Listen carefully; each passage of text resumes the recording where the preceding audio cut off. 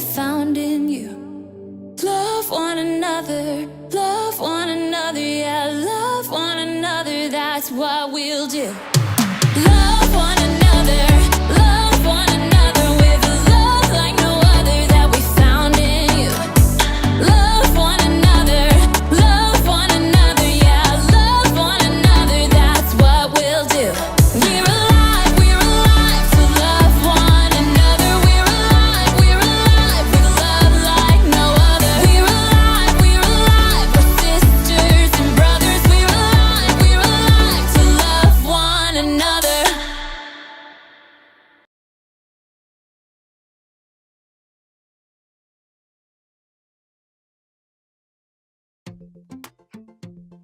Cleanup time! Oh, I still get that preschool cleanup song stuck in my head. You know the one that goes like, clean up, everybody wash your hands, clean up, something everybody wants to do. Oops. Aw, man! Welcome to Story Lab. This week we're taking a look at the story of something unexpected.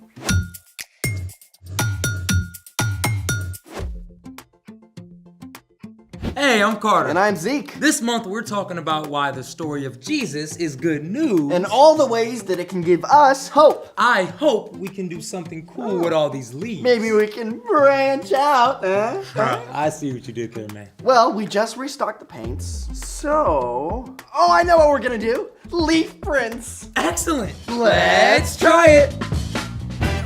What kind of leaves do you have there? So we got maple, I think, oak, hickory, and palm leaves. Aha! Because Palm Sunday. You see, with this one is an oak leaf. You see how the veins branch out from the stem? It's just like branches reach out from a tree trunk. Oh, and this maple leaf, it's the exact same thing. Very cool. Now, the veins of a leaf carry water, minerals, and food from the stem to the tip and back again. They have different patterns and shapes depending on the plant. And those veins are gonna make some really cool patterns today. Right. You can work with preserved leaves like these, or fresh leaves straight from the tree. Now, we've got a lot of bright spring paint colors to use today. We'll also need some sponge paint daubers. And something to paint on like these canvases. Plus paper and a rolling pin. So starting off with step 1, use a paint dauber to dab paint on the underside of the leaves and place them on the canvas. The underside has all the veins. I'll go with this color.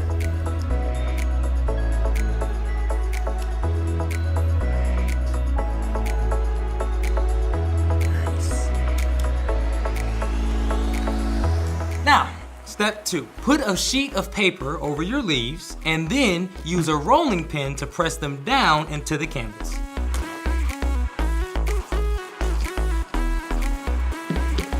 Step 3, take off the paper and pull up your leaves to reveal your prints. Ready?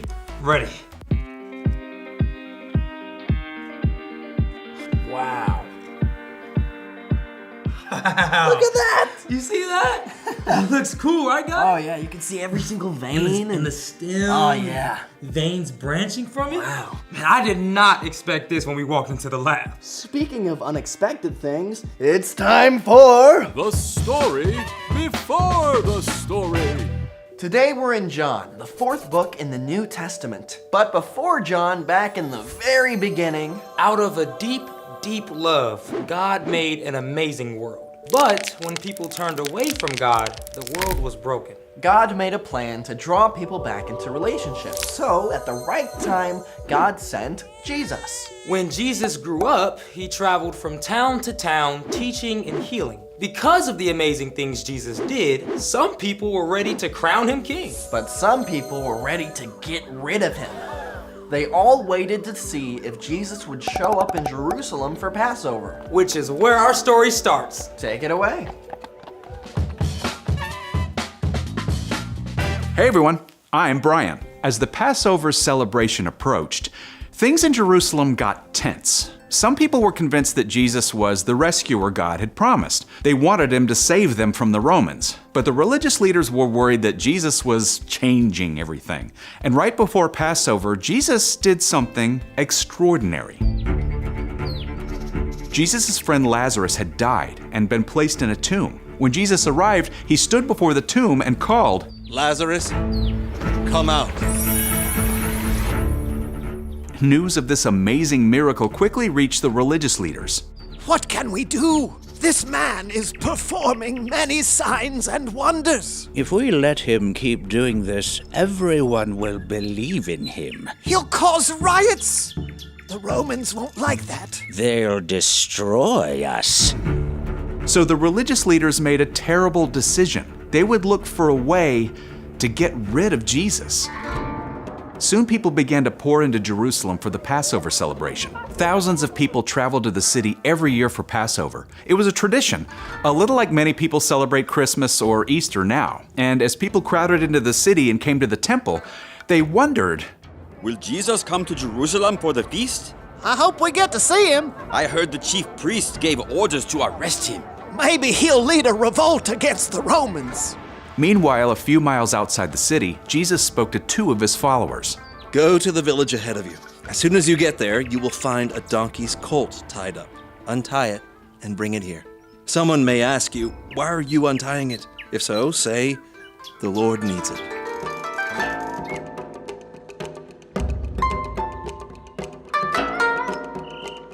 Hey, what are you doing over there? The Lord needs it. The Lord? Wait, Jesus of Nazareth? He's coming? Take it. Hey, everyone, Jesus is coming! As people learned that Jesus was on his way, they laid down their own coats on the path, a sign of reverence and respect. Others cut branches from the trees and spread them on the road too. As Jesus approached, they began to shout, Hosanna! Blessed is the one who comes in the name of the Lord! Blessed is the King of Israel! Hosanna! Hosanna! Hosanna! Hosanna! Jesus had walked many, many miles on foot, teaching and healing. But on this last stretch of road to Jerusalem, he chose to ride in on a donkey. Now, this may have been confusing to his followers and people along the way. They wanted Jesus to be a king, and yet he rode a humble donkey instead of an impressive war horse. But you know what's cool? This actually fulfilled a prophecy God gave to the prophet Zechariah hundreds of years earlier. City of Zion, do not be afraid. See, your king is coming. He is sitting on a donkey's colt. Even though God's people had spent many years living in another land, and then under the rule of foreign nations, God was still at work. And through Jesus, God's promises to rescue them were being fulfilled. But no one understood this. Yet. The end. Wow, the people want a king and Jesus rides a donkey. He definitely was not trying to make himself look impressive. Well, Jesus is a king, but not the kind that people were expecting. So, what's our part in the story? God's people had seen some pretty dark times. Since God had promised to send someone to rescue them, the people had been exiled in a foreign land and then returned home only to be ruled by foreign kings. It seemed like one awful thing after another. But Jesus brought them hope. And hope is believing something good can come out of something bad. Just like God's people then, we all experience difficult things sometimes. Like having to switch schools or move to another state. Or maybe you get a bad grade on a test. Or your family pet dies. When hard things happen, you can remember that God is still at work. Even when we don't understand everything that's going on, Like Jesus' followers on Palm Sunday, we can still trust that God is with us. That's right. If you're feeling confused or uncertain, ask God to give you hope and trust that God can bring something good out of what you're going through. He's always with you. No matter what. I think you've got it. See you next time. So, here's the thing. Whatever happens, remember God is still working. God was at work during the many years the people were under foreign rule. And God is still at work no matter what you're going through right now. It's the one thing that holds everything together. Kinda like a stem. Speaking of which, we should probably clean up again. Yeah, maybe we can find some other cool supplies. Maybe. Clean up, clean up. No. Oh, just leave me alone. Huh?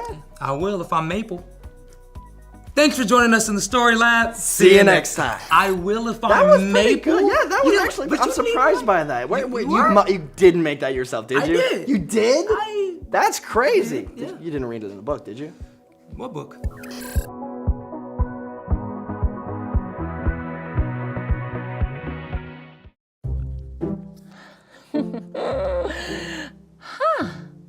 Wow.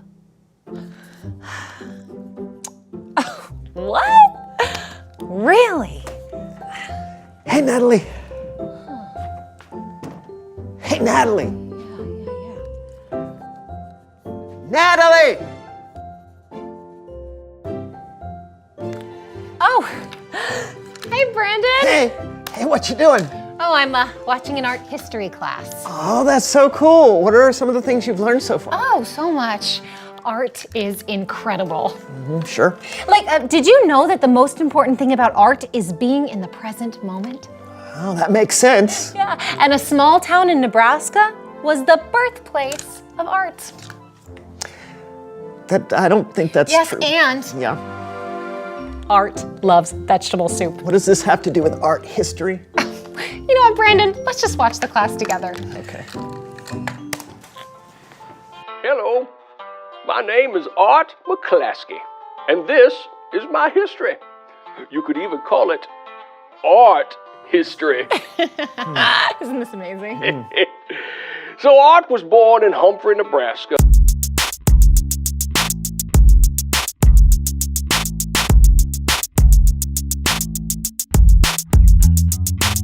Hello, everyone. I'm Brandon, and this is my co-host and friend, Natalie. Hi, welcome to the So and So Show. Brandon? Yes, Natalie. I'm wasting no time. We're getting right into it today. Okay. What do you want? I'm sorry? What do you want? What do I want? Yes, Brandon, in life, what do you want? What do you hope for? Oh, that's a big question. Well, I'll Let me tell you think. what I hope for. I'm hoping to leave a mark, a legacy. And I feel like what we do on this show is important, but it's not enough. Well, I don't know. And that's why I made a viral video to leave my mark. I don't think you can just make a viral video. Well, I did, and it's only gotten 2 views, and I am positive one of those is my mother. But Natalie, I made a video of my hands painted as an anthropomorphized peach and zebra having a discussion on impressionism. And I really think that's gonna make a mark. Natalie, I think that what we do on this show is important. And I think that you're a good friend, a good neighbor. Yeah, but that's not enough. No? I mean, look at the famous painters. Some of them have been gone for hundreds of years, and we're still talking about their paintings. That's the kind of mark I hope to leave. Well, you're not a famous painter. Yes. You're right. Hey, that's a great idea. Huh? What's an idea? We are going to recreate famous paintings to leave our mark. Did you say we? Okay, we will call this one the Jonah Lisa. Okay. All right, more smile. Now less smile. More, less. More, less. More, a bit less, and... Are you ready? Yeah, I guess. What are you doing? It's from a painting called The Scream.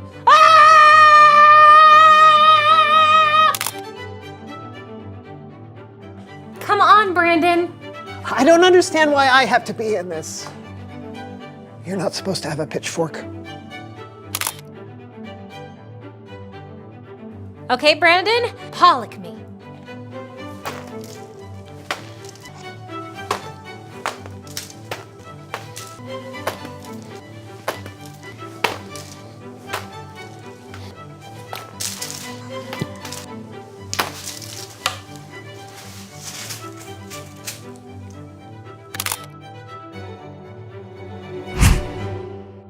Well, how do you feel? Like I have some work to do to leave a mark. I feel a bit hopeless. That's tough. Hey, how about we check in with our good friend Kellen? All right. All right, it's Bible story time with Kellen.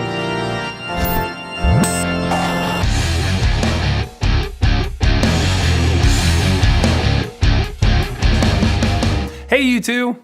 Hey, Kellen. Kellen, you ever feel like your plans in life haven't gone the way you thought they would? Sure, all the time. Really? Yeah, but I have to trust that if things aren't going according to my plans, God is still working no matter what happens.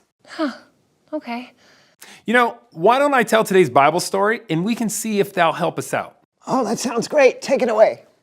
Our Bible story today comes from the book of John. Now, John wrote about something that happened to Jesus, an event that we remember today as Palm Sunday. But before we get to that, let's do some background. Jesus is God's son, but he wasn't born to royalty. He was born to a young woman in a place where animals were kept. As Jesus grew older, he began teaching and doing miracles, healing the sick. Jesus, help me. Oh, I'm healed. Jesus, thank you. Feeding the poor.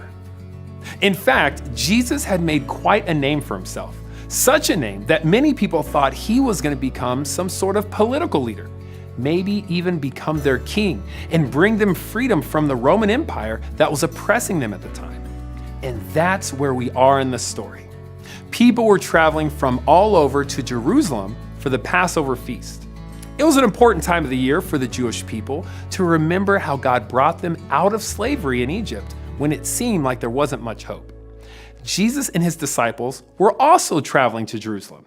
And like everyone else, Jesus' disciples were most likely hoping that Jesus would become an earthly king. And that's why they might have been a little surprised when Jesus sent them to a nearby town to bring him a donkey's colt.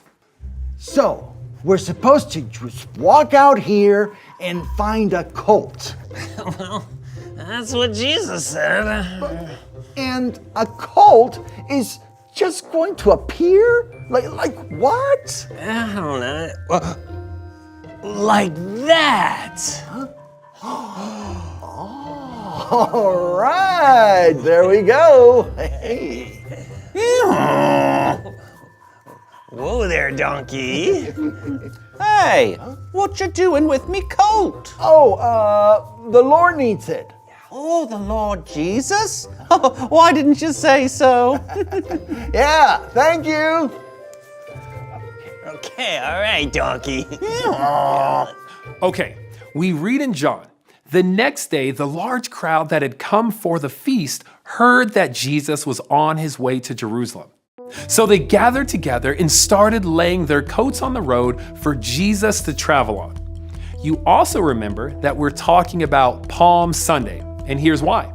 John wrote, "So they took branches from palm trees and went out to meet him, and the crowd started cheering." Hosanna! Oh, blessed is the one who comes in the name of the Lord. Blessed is the King of Israel! Hosanna! Hosanna! In the highest! And so that's how Jesus came into Jerusalem. He was riding on the back of a donkey, but the people called him king. It doesn't fit, right? A king should be on a majestic stallion or riding in a chariot like a great warrior. But no, Jesus came on the back of a young donkey because Jesus was a king for all people, not just the rich and powerful. And John reminds us that hundreds of years before this, a prophet of God named Zechariah actually wrote about what would happen. He wrote, "City of Zion, do not be afraid. See, your king is coming. He is sitting on a donkey's colt."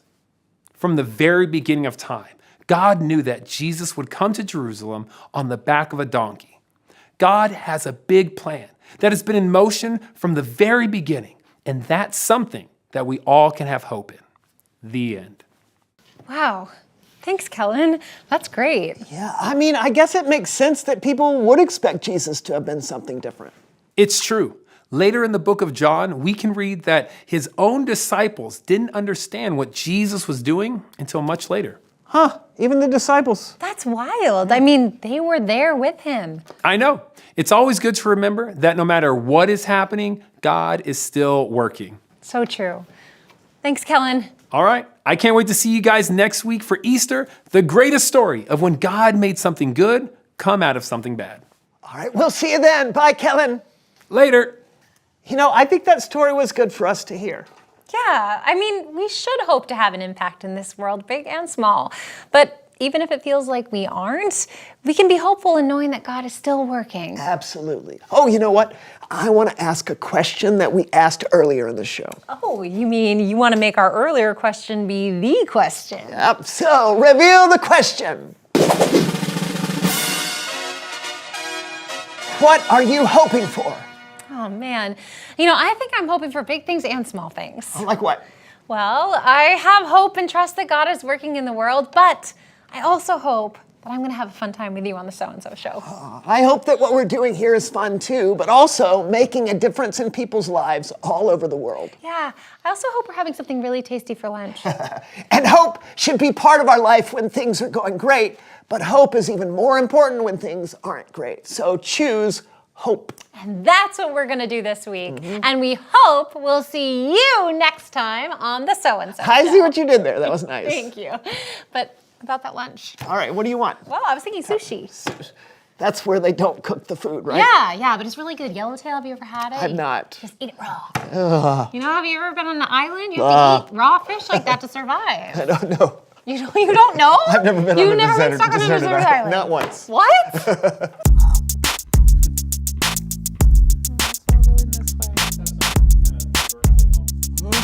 Oh, help me, Jesus. Oh, Jesus, I'm healed. Thank you. So proud of you. Hosanna! Blessed is the one who comes in the name of the Lord. Blessed is the King of Israel. Whoa there, donkey. Hey, what you doing with me coat? Oh, the Lord needs it. Oh, the Lord? Jesus? Why didn't you say so? Yeah, thank you. Come on, donkey.